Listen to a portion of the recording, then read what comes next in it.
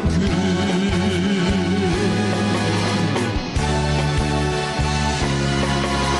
本町あたりあなたはいると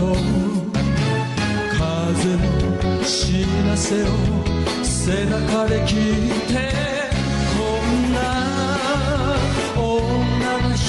人探していたことを誰か伝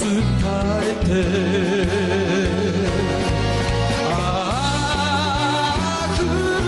めに泣きながら身を寄せて傘をささず濡れて夜の印象なんては枯れ葉と星